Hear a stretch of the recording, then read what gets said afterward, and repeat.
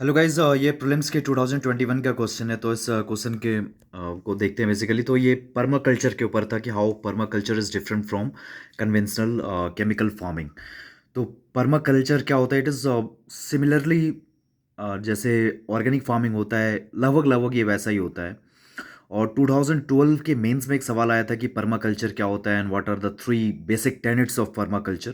तो आपको basically perma culture के बारे में इतना तो आइडिया होगा कि अच्छा, ये समहाउ ये ऑर्गेनिक फार्मिंग के जैसा है। आप चारों स्टेटमेंट सब आप देखेंगे तो इतना है कि पर्मा कल्चर जब ऑर्गेनिक फार्मिंग जैसा है तो इसमें क्रॉप रोटेशन होगा, मल्चिंग होगा, ऑर्गेनिक फार्मिंग के प्रैक्टिसेस होंगे similar on the lines of zero budget natural farming.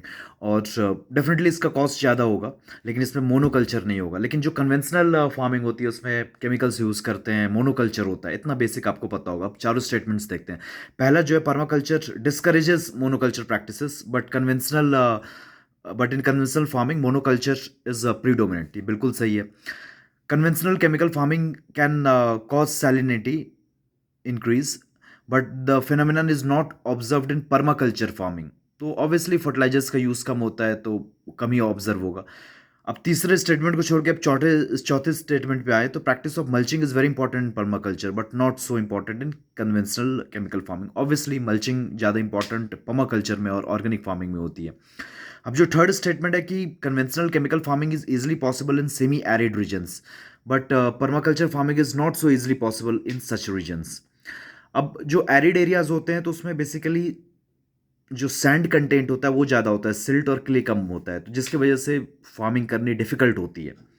लेकिन अब सेमी एरिड रीजन्स में और रेनफॉल भी कम होता है, तो वहाँ पे चॉइस ऑफ क्रॉप्स ऐसा हो कि वहाँ पे मिलेट्स ग्रो करे, मेज ग्रो करे, तो डेफिनेटली फार्मिंग पॉसिबल हो सकती है। और वहाँ पे रेनफॉल की कमी है, तो जो कन्वेंशनल जो केमिकल फार्मिंग है तो उसमें हम फर्टिलाइजर्स या पेस्टिसाइड्स डाल के कुछ ऐसा तो नहीं कर देंगे जिससे रेनफॉल की कमी अब होगी नहीं। तो डेफिनेटली जो सेमी एरिड एरियाज में रेनफॉल की कमी है, चाहे आप केमिकल फार्मिंग करें चाहे पर्माकल्चर करें, रेनफॉल की कमी रहेगी। तो वहाँ का जो सोल्यूशन है कि आप क्रॉपिंग पैटर्न वैसा हो कि आप मेज मिलेट्स ग्रो करें।